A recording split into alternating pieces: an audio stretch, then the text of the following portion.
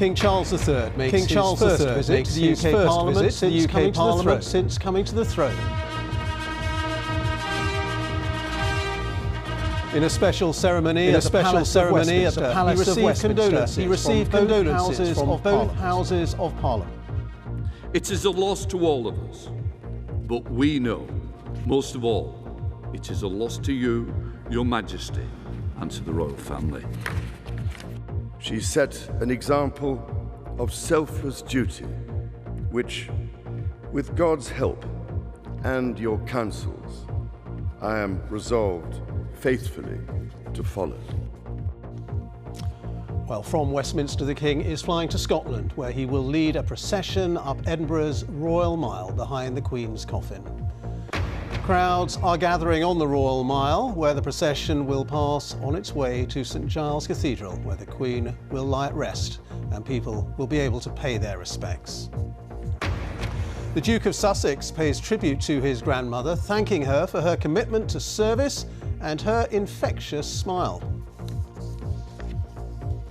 Also in the programme this afternoon, after Ukraine's successful counterattack against Russian forces, it says the Kremlin is now taking revenge by attacking power installations and blacking out power supplies to millions of people. And disappointing news for the UK economy, as figures show it grew by less than expected in the month of July. And stay with us here on BBC News, where we will bring you continuing coverage of events plus analysis from our team of correspondents in the UK and around the world.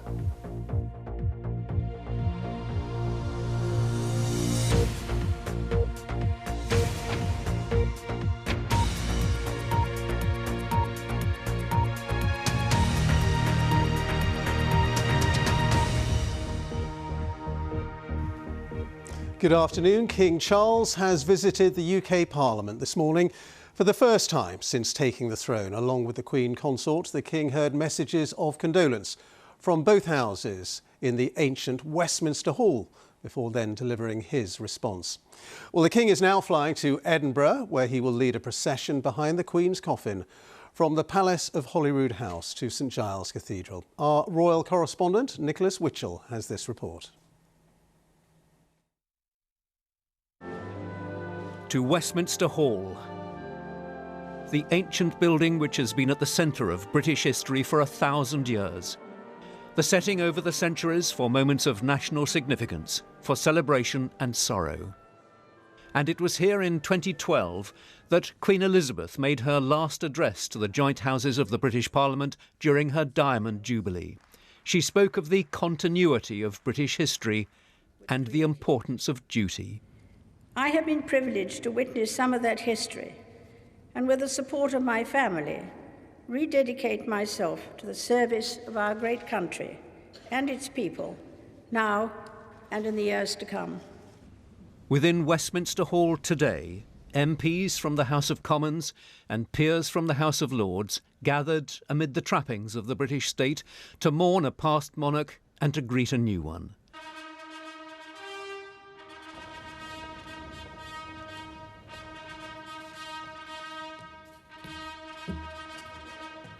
The Speaker of the House of Commons, Sir Lindsay Hoyle, spoke about the nation's loss.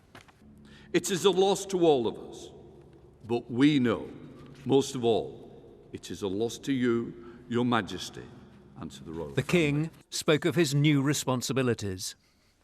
As I stand before you today, I cannot help but feel the weight of history which surrounds us and which reminds us of the vital parliamentary traditions to which members of both houses dedicate yourselves with such personal commitment for the betterment of us all. Parliament is the living and breathing instrument of our democracy. That your traditions are ancient, we see in the construction of this great hall, and the reminders of medieval predecessors of the office to which I have been called. My lords and members of the House of Commons, we gather today in remembrance of the remarkable span of the Queen's dedicated service to her nations and peoples. While very young, Her late Majesty pledged herself to serve her country and her people, and to maintain the precious principles of constitutional government which lie at the heart of our nation. This vow she kept with unsurpassed devotion. She set an example of selfless duty, which, with God's help and your counsels, I am resolved faithfully to follow.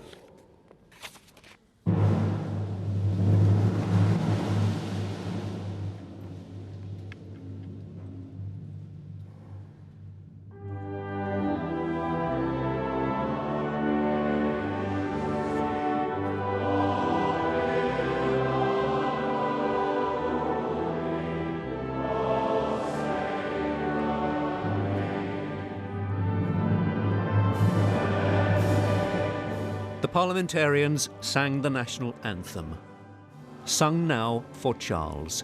And with that and the loyal addresses from both houses of the British Parliament, the King left to begin his visits to the home nations of his kingdom, starting in Scotland, where the coffin of his late mother, Queen Elizabeth, is resting.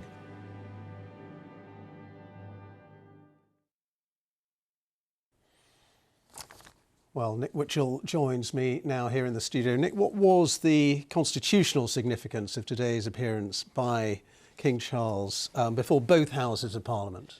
This is absolutely fundamental and terribly important. It is an affirmation of the whole principle of the Crown in Parliament. This is the bedrock of our constitutional settlement, the hereditary monarchy working with the parliamentary democracy. And as he said in his speech towards the end there, the principles of constitutional government which lie at the heart of our nation, pledging to maintain those principles, talking about the example of selfless duty which his mother represented, and I am resolved faithfully to follow. Now, this is the third time that he has said this within the space of these last few days. He said it in his televised address on Friday, at the Accession Council on Saturday, and now again this morning to both houses of Parliament. And of course it's really important that he does say this, because this is a monarch about whom, in his previous role as Prince of Wales, there have been significant concerns about his tendency to meddle, to intervene. Well, clearly he wants to make it clear that he is not going to do that. OK. And Nick, we've had a tribute today from the Duke of Sussex, Prince Harry, in which he talks very emotionally and with great affection about his late grandmother. Yes, undoubtedly. Great affection from the Duke of Sussex, talking again, like his brother, about Granny. And he says, "I'm forever grateful for all our first meetings, from my earliest childhood memories to meeting you for the first time as my Commander-in-Chief, to the first moment you met my darling wife and hugged your beloved great-grandchildren." And Harry, who we saw, of course, with his brother and sister-in-law, the four of them, looking at the flowers and meeting the crowds at Windsor on Saturday, Harry now saying, "We now honour my father in his new role as King Charles III." So further evidence of the family coming together at this moment. All right, Nick, thank you very much indeed for the moment. That's Nick Witchell, our royal correspondent. Well, as we have heard, the Queen's coffin arrived yesterday in Edinburgh after the long journey from Balmoral. This afternoon, King Charles III and members of the royal family will accompany the coffin in a procession along the Royal Mile to St Giles Cathedral for a service of thanksgiving for her life. The Queen will lie at rest at the cathedral for 24 hours, allowing the public to view her coffin for the first time. Our correspondent Judith Moritz has this report now from Edinburgh. Balmoral was the Queen's most beloved home. Scotland, her place of refuge. How fitting then that it's across this land that she's beginning her final journey. These were the hills she knew, the forests she enjoyed, and the communities she felt closest to. All along the route, crowds returned that affection. And then a majestic sight as the cortege crossed the Firth of Forth and reached the edges of Edinburgh. In the city centre, people streamed towards the Royal Mile, thronging the pavements and craning for a view, some up high, but many thousands jostling for position down below. Are you going to watch? Yes, we came just to watch. And amongst them, waiting patiently, Yaroslava Zyetsova, a newly arrived Ukrainian refugee, now making her home here in Scotland. I feel something special to this lady, what she did for Ukrainian people, what she did especially for me and my 2 kids there with me. I'm very thankful from my heart, really, for this opportunity to be in here for Her Majesty. And then the cortege appeared, threading its way over cobbled streets, as people showed their appreciation and, as is the modern way, recorded the experience for themselves until the procession moved past and out of sight. I think the clapping signified her glory of her days. Yeah. It's sad, but it also feels really special that we were able to be here, feel it. And you know, I was expecting something very different. Like, it was just so quiet, and the clapping, like you said, it just felt so deep and meaningful and special, and it just feels like appreciated, different. Some here, like Donald Wilson, had a very personal connection to the Queen. At one point, when I was Lord Lieutenant, there was 38 royal engagements in 6 months. And there's a feeling of honour and a sense of history being made in Edinburgh. The focus is very much on the capital city for these few days, and that's fantastic. You know, you can feel it, and but to feel the respect and love in everywhere you go is just amazing, and so it's something that I'm very proud to be part of.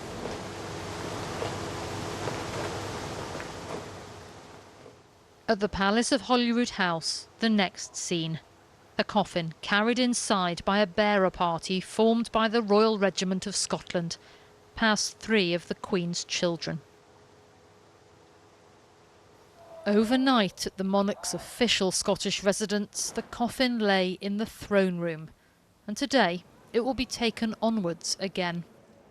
The King and the Queen Consort will arrive here later this afternoon for the historic ceremony of the Keys, after which the King will join the procession as the Queen's coffin is driven away from here and along the Royal Mile. Queen Elizabeth will lie at rest inside St Giles Cathedral for 24 hours from this afternoon. This morning, crowds have already filled the surrounding streets as people queue for the chance to see the Queen's coffin for themselves and pay their respects in person. I wasn't prepared to stay the night. I didn't bring enough money for a hotel, so I ended up staying in the alleyway. There were plenty of police presence, so I felt perfectly safe, and I just did actually say, just keep an eye on me, please, if you don't mind, and they did. I just feel really proud to be British, and I feel quite privileged that we've had this opportunity, the fact that she passed in Balmoral, because had that not happened, then we would not be here just now standing in Edinburgh. This afternoon there'll be a service of prayer and reflection at St Giles, and later the King and other members of the royal family will stand vigil in personal tribute to the Queen. Judith Moritz, BBC News, Edinburgh. Well, in a moment we'll speak to Alexandra Mackenzie at St Giles Cathedral, but first let's talk to our Scotland correspondent Lorna Gordon, who's at the Palace of Holyroodhouse, where the Queen's coffin has been in the throne room overnight. Lorna. Yes, Ben, for hundreds of years the Palace of Holyroodhouse has been the official, the principal residence for the royal family in Scotland. It is where official events take place, most notably Royal Week in June, and it is to the palace here at the bottom of the Royal Mile to which the King will shortly arrive for that official symbolic handing over of the keys to the city of Edinburgh. As you said, the Queen's body has been resting in a coffin in the throne room overnight. It's been a chance for staff here at the palace to pay their last respects. For members of the public wishing to offer their condolences, well, they've been directed to this small intimate garden at the side of the palace. There's been a constant flow of people arriving here throughout the morning, a steady growing of the number of flowers and bouquets that have been left here. One member of the public said to me it was a very personal experience for her, but also a chance to take part in something much bigger, a symbolic goodbye to Queen Elizabeth, who to many here in Scotland is known as the Queen of Scots. Lorna, thank you very much. Lorna Gordon there. And we can also talk to Alexandra Mackenzie at St Giles Cathedral. And Alexandra, at St Giles, members of the public are going to be able to view the Queen's coffin and pay their respects. Yes, that's right, and people have been gathering here since first thing this morning, before it was even light. Some people were here overnight. I'm not sure how many there are, but all I can see is just a sea of people all the way down the Royal Mile. People have come from all over Scotland, people have come from further afield, and also, you know, they're hoping to catch a glimpse of the coffin of the late Queen Elizabeth as it comes up from the palace all the way up the Royal Mile to St Giles Cathedral. They also want to see the new King, King Charles III, for the very first time. And the royal procession will go into St Giles behind me for that service. It will be conducted by the Minister, the Reverend Colin MacLeod. Psalms will be sung. There will be a Gaelic psalm, Psalm 118. That will be sung by Karen Matheson. And also Psalm 23, The Lord My Shepherd, will be sung. And the First Minister will give a reading. She paid tribute today. She described the Queen as the anchor of the nation. Queen Elizabeth, the Queen of Scots. Alexandra, thank you very much. Alexandra Mackenzie there for us at St Giles Cathedral. Well, tomorrow the Queen's coffin will travel from Edinburgh to London, where later in the week it will lie in state at Westminster Hall. Let's just take a look now at what we can expect over the next few days with our correspondent Vincent McAviney. Having been flown from Scotland to London, the Queen will spend a final night at Buckingham Palace on Tuesday. Her coffin will then leave shortly after 2 p.m. on Wednesday for a ceremonial procession, travelling from Buckingham Palace to the Palace of Westminster for the lying in state. The public will be able to watch the procession at viewing points along the route, or watch at a screening in Hyde Park. As with her late father, King George VI, and Queen Elizabeth, the Queen Mother, before her, her closed coffin will rest on a raised platform. The royal standard, orb and sceptre will be placed on top of her coffin. Each corner of the platform will be guarded around the clock by a vigil of units from the Sovereign's Bodyguard, the Household Division, or Yeoman Warders of the Tower of London. The public will be able to file past the coffin 24 hours a day, from 5 p.m. on Wednesday until 6:30 a.m. on Monday, the day of the funeral. The crowds are expected to be so large that mourners will have to queue for many hours, possibly overnight, and with very little opportunity to sit down. Once at the hall, they will first have to pass through airport-style security, and only small bags will be permitted. Mourners are being asked to respect the dignity of the event and behave appropriately. They will have to remain silent whilst in the hall, dress appropriately, and no filming or photography will be permitted, nor will the use of mobile phones or any other handheld devices. Details of the route for the lying in state will be revealed on Tuesday evening. For more than 900 years, Westminster Hall has hosted all manner of events for the monarchs of this nation. But its most sacred duty is once again to provide a final place where the people of this nation can pay their final respects. Vincent McAviney, BBC News. Well, as preparations continue for the Queen's funeral next week, many people have been travelling to Green Park next to Buckingham Palace to lay flowers. Our correspondent Tim Muffett has been meeting some of those who have come to pay their respects. An ever-expanding sea of colour. Green Park has turned red, violet, yellow and so many other vibrant tones. Natalie is one of thousands keen to pay a floral tribute to Queen Elizabeth. The Queen's just been a huge part of my life and also a link to my past. My dad was in the Navy for 25 years and he met her when he was on submarines in the Cold War. I grew up all around the world, Hong Kong, Fiji, Australia. She was always my queen wherever I was. Walking through, just a wave of emotions came over me. I felt quite teary. My stomach went upside down a bit. It was a very sad moment. And the scale of this is extraordinary, isn't it? I think it's beautiful. It's lovely to see that people have come together to mourn together, to grieve together, and just to celebrate just a wonderful person that she was. It is amazing, absolutely amazing. And the flowers and everybody, everybody thought the world of the Queen, and yes, it's fantastic, the flowers. It is. Yes. Over the next week or so, as these flowers degrade, they'll be taken away from here to Hyde Park Nurseries, which is a short distance away. And there they'll be turned into compost, and that compost will be used in other royal parks across London. People are being asked not to leave any more cuddly toys or balloons, and to remove wrapping from any bouquets. Volunteers are already taking away anything that can't eventually be turned into compost. We're literally just taking the cellophane off because the flowers will eventually be composted, and obviously the plastic won't biodegrade. Later this week, the body of Queen Elizabeth will lie in state in Westminster Hall. Elaine will be one of many thousands expected to pay their respects. In 1965, she filed past Winston Churchill's body when he was afforded the same honour. My mother made me queue, and my little sister, and we kept saying, Mum, we want to go home, we want to go. We were so tiny, but now I appreciate why my parents brought me to see him, because he was a legend in their life, as she is in my life.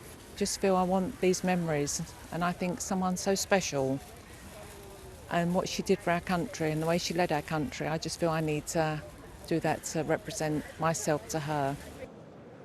This floral tribute is expected to grow and grow over the coming days. London's Green Park has become a striking symbol of what Queen Elizabeth meant to so many. Tim Muffett, BBC News.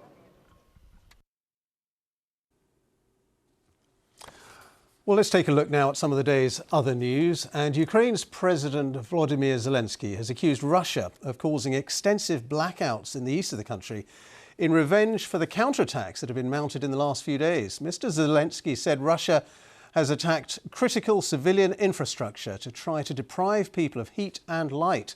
After months of deadlock on the battlefield, Ukraine's fight back against Russia has been gathering pace in the south and the east of the country. These blue circles show where the heaviest fighting over the last few days has been. President Zelensky has said his army is liberating Ukraine step by step. Ukraine is claiming to have retaken more than 1,000 square miles of territory. As Hugo Bachega reports now from Kyiv. As Ukraine advances, Russia responds. Kyiv says this power plant in Kharkiv was hit by missiles last night. Ukraine accuses Moscow of attacking civilian infrastructure on purpose in retaliation for an offensive that continues to make rapid gains. As the Russians fled, they left this behind. A local official says Ukrainian forces outnumbered the occupying troops by 8-1 in their push to reclaim territory. Russia says its forces are regrouping, but in some places there are signs of a hasty retreat, a humiliating setback for Moscow. Slava Ukraine! In liberated areas, jubilation. Ukraine says more than 20 villages have been retaken in the past 24 hours. Almost all the Kharkiv region is now back in Ukrainian hands. President Zelensky says this could be a potential breakthrough and that the winter could see more progress. The world is impressed. The enemy is panicking. Ukraine is proud of our warriors, believes in you, prays for you, and is waiting for you. Ukraine still faces huge challenges and has been consistent in its message that it needs more weapons. Around a fifth of the country remains under occupation. What is happening now could be decisive in this conflict. Hugo Bachega, BBC News, Kyiv.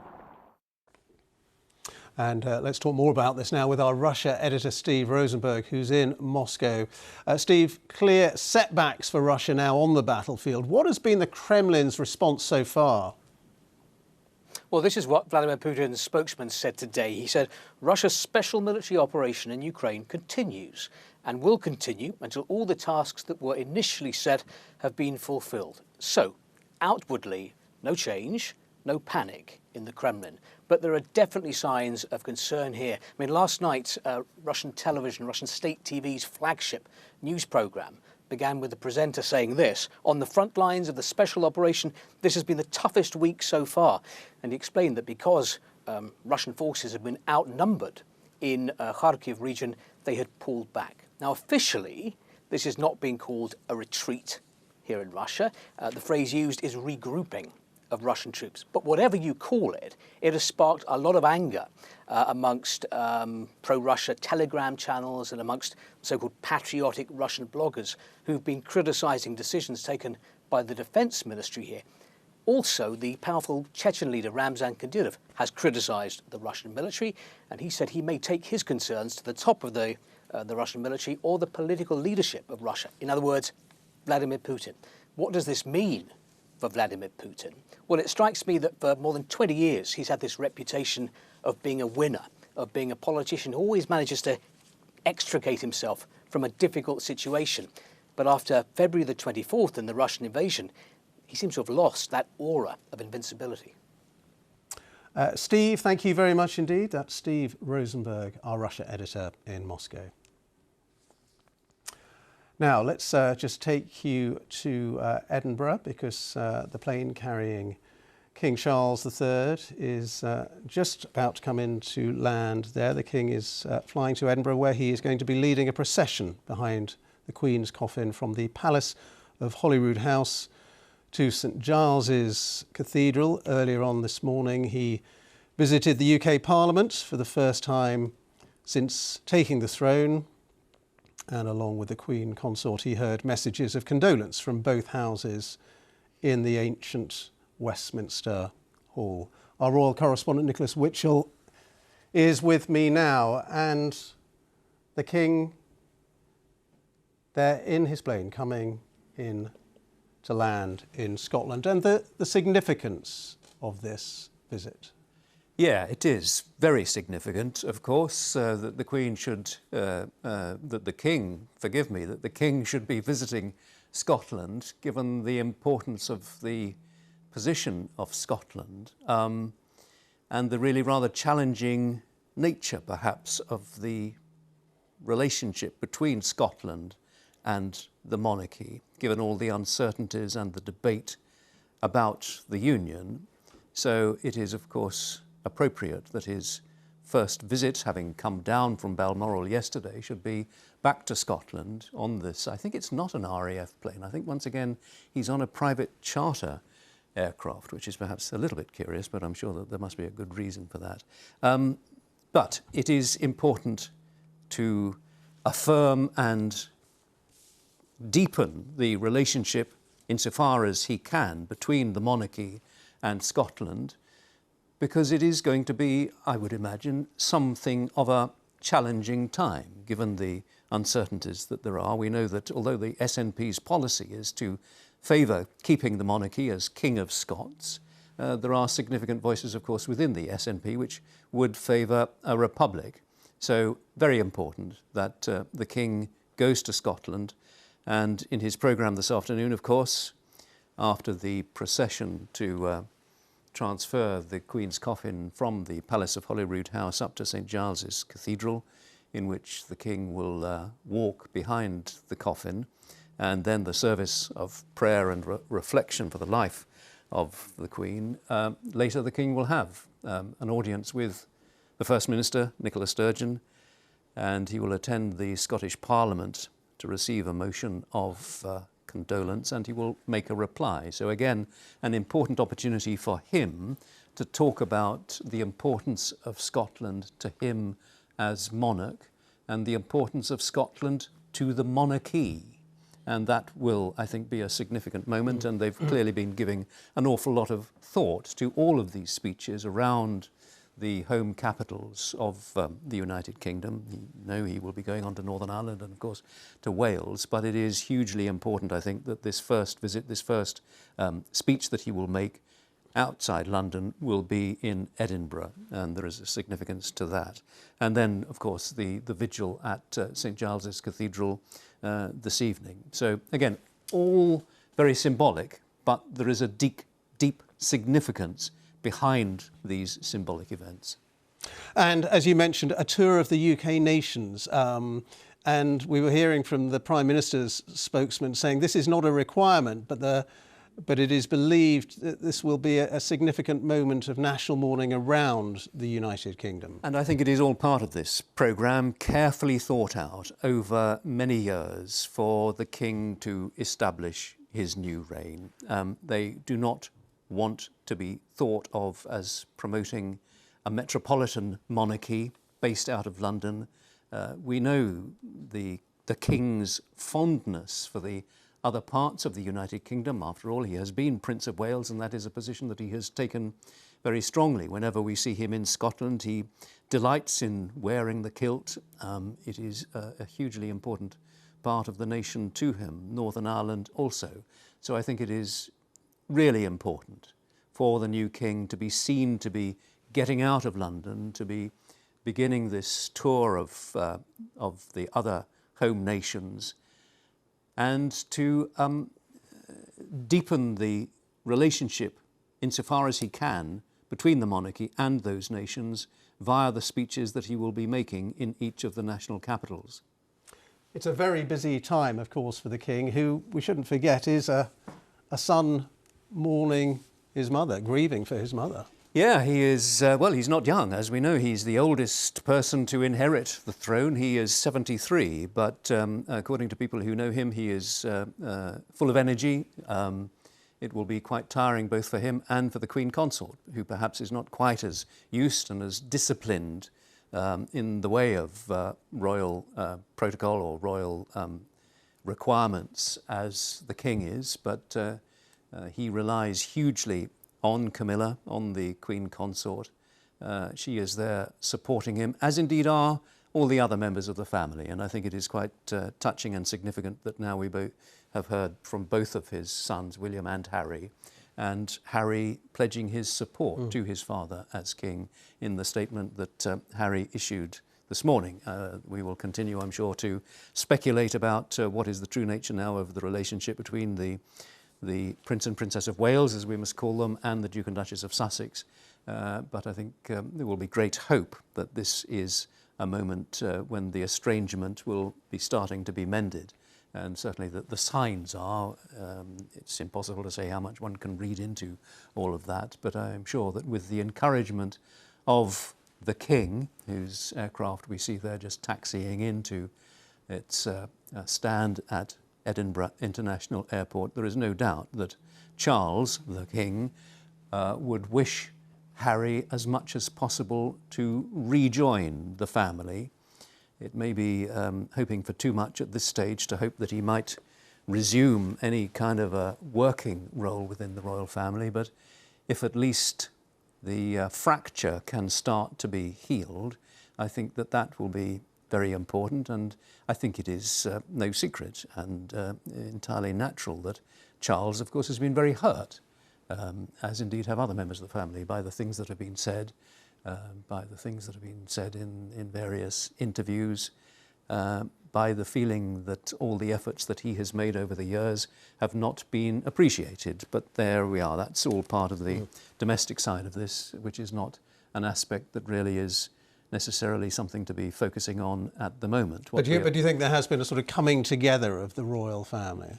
Well, certainly physically, yes. What it is impossible to determine is to what extent is that for the sake of appearance, to what extent is that a substantive coming together. The appearance on Saturday in Windsor of the Waleses and the Sussexes, I mean, an awful lot of attention was paid to it, and a lot of hopes have been expressed about what it may lead to.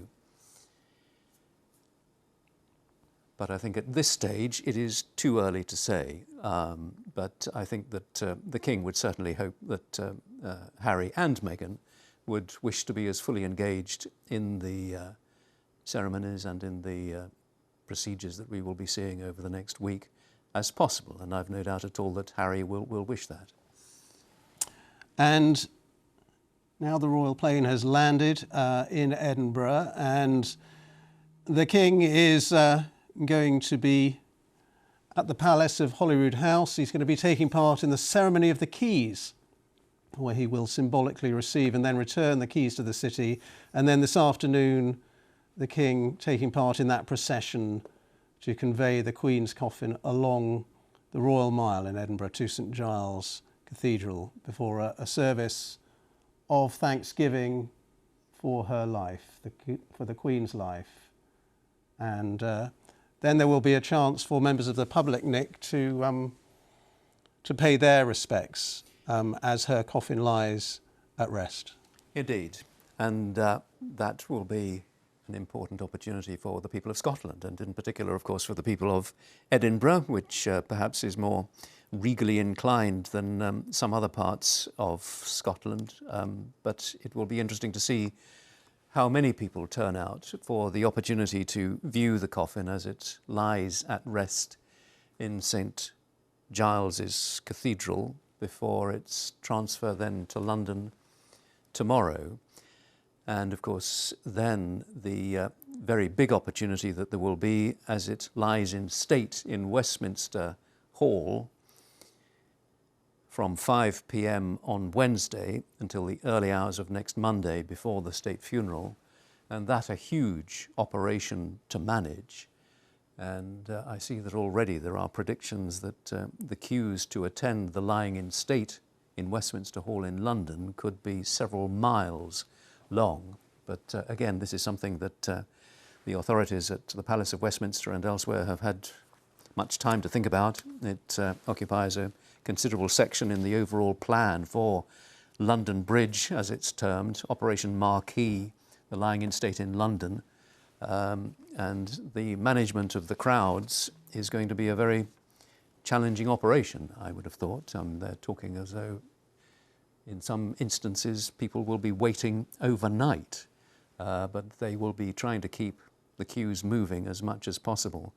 However, before we get to that, the lying in state in London, we have, as you say, the lying at rest of the coffin in St Giles's Cathedral tonight, and I think we would expect to see a vigil perhaps involving some members of the royal family at some point later this evening. But there, the aircraft which has brought the King from London up to Edinburgh, standing on the tarmac at Edinburgh Airport with the limousines all ready to convey the King and the Queen Consort from Edinburgh Airport, the comparatively short distance into Edinburgh to the Palace of Holyroodhouse, where of course the Queen's coffin has been at rest overnight, and an opportunity for her staff at the Palace of Holyroodhouse, where she always spent a week every year, and another important royal residence for the staff there to pay their respects overnight. And again, the royal limousine there flying the royal standard, and I can't really see at this distance, but I'm sure that that is the royal standard for Scotland, which does differentiate itself from the royal standard for the United Kingdom, the difference being that the Lion Rampant of Scotland occupies 2 of the quarters of the royal standard for Scotland, whereas in the one for the United Kingdom, as it were, it would occupy just 1 of the quarters, which is an awful lot of heraldry, really, but there it is, one of those just little points, again, to differentiate and to underline the importance of the position of the monarchy in Scotland. Scotland is a nation alongside England. It is always wrong to refer to the Queen of England or the King of England. He's not, and she never was. She was Queen of the United Kingdom, and he is King of the United Kingdom. There has not, you know, the term King of England is just wrong. Since the union of the crowns, the oath that the monarch takes at their coronation is to reign over as Queen or King of the United Kingdom. of Great Britain and Northern Ireland and their other realms and territories. But there it is. You know, it's always a bit of a muddle. It's quite difficult to navigate your way through all the, not contradictions, but the complexities, shall we say, Indeed. of the British Constitution. And Nick, all these ceremonials today and over the next few days, long planned, of course. How much of Charles's stamp would you say there is on all of this? Well, I think a significant amount, but of course much of it is rooted in protocol, which and procedure and constitutional necessity, which is not susceptible to the whims of any particular individual. I mean, we've heard an awful lot about how at his coronation he may be declared as defender of faith rather than defender of the faith. Well, I think that's probably not true. It doesn't need to be spelt out as specifically as that. We know his considerable and genuine interest in other faiths. You know, this document, this London Bridge document, huge, you know, with sort of about 30 sections, is there to ensure that all the administrative requirements are known to all the people who need to know about them. These formalities, as I say, are not down to the whim of any one individual. He can stamp his character to an extent on the manner in which he conducts himself as monarch, but within the necessary framework. There he is, just coming now off the aircraft to be greeted, I think, by the Lord Provost of Edinburgh, and they will, the Queen Consort following on behind, and he's got, of course, his senior officials with him, and they will very shortly begin the journey into Edinburgh to the Palace of Holyroodhouse. And we know there are many, many people on the streets in Edinburgh who will be hoping to catch a glimpse and maybe hoping for some kind of walkabout from the King? Well, you never know. Yes, and I think as we saw at his arrival at Buckingham Palace on Friday, again, I think it is very important, and he has a natural warmth and I think a natural inclination to meet the people, and there is not perhaps the same reserve that there was in the personality of his mother. And that is something that I think he can use to his advantage. He is an emotional man. I think we saw a hint of emotion, actually, at the address to the Joint Houses of Parliament in Westminster Hall this morning, particularly when all the parliamentarians sang "God Save the King." And we saw him standing there, of course, not singing it, as he has done tens of thousands of times during his time as Prince of Wales, always singing "God Save the Queen." Well, now the parliamentarians were all singing the national anthem for him, and I thought there was a moisture in the eyes there, and it would be entirely, I think, understandable if there was. So, you know, for him, notwithstanding the amount of time, the number of years that he's had to think about this, now it's reality. Now there are moments which will catch him and engage his emotions. And I'm sure that that was one of them, and there will be many more over the next week, up to and including the state funeral, and indeed in the days after that. So there is the King's vehicle driving him away from Edinburgh Airport to the Palace of Holyroodhouse, and he will, Nick, then be following his mother's coffin in that procession along the Royal Mile of Edinburgh. Yes, and I think it was the Royal Standard of Scotland again. I had a closer sight of it as the vehicle went past, and that is what you would expect, and they're not going to trip up on something like that. But indeed, they will go to the Palace of Holyroodhouse, and then a little later they will, as you say, the procession from the Palace of Holyroodhouse up the Royal Mile to St Giles Cathedral, with the King and other male members of the family and the household walking behind the coffin with the Queen Consort and others. And there, the Royal Mile, many people there already for the procession. Not as many as yesterday, but perhaps the numbers will increase. And it is quite a haul up from the Palace of Holyroodhouse up the Royal Mile. quite a climb, actually, as I recall. A few years, probably, since I've been there. But and it's always a little bit of a problem if you have the cavalry there, because the horses' hooves tend to slip on the cobblestones going up the Royal Mile, and they have to put sand down if there are carriages involved. But on this occasion, there won't be. Yeah. And we saw Nicola Sturgeon, the First Minister of Scotland, amongst the welcoming party there. And you were saying at the beginning about the political significance.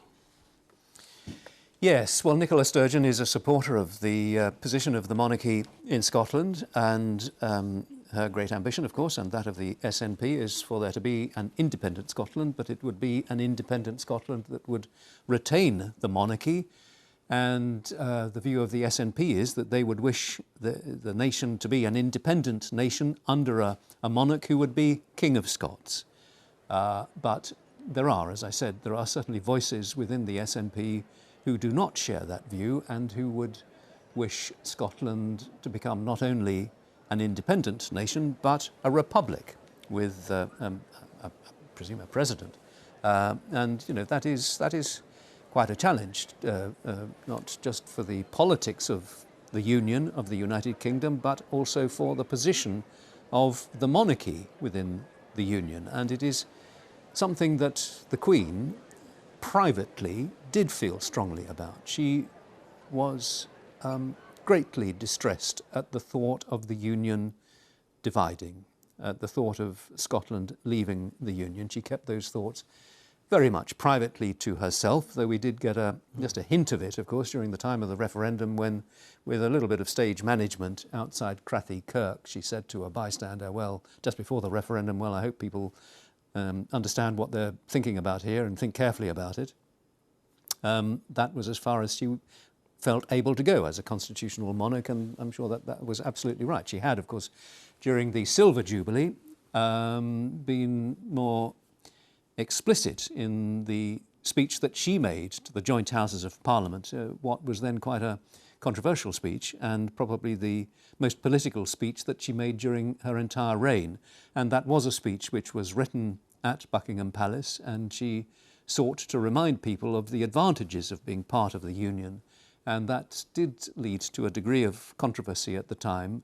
And I know that there are people in Scotland who believe that that was a speech written by the then Prime Minister James Callaghan. Well, it wasn't. It was a speech that came from Buckingham Palace, and it was a reflection of the Queen's view.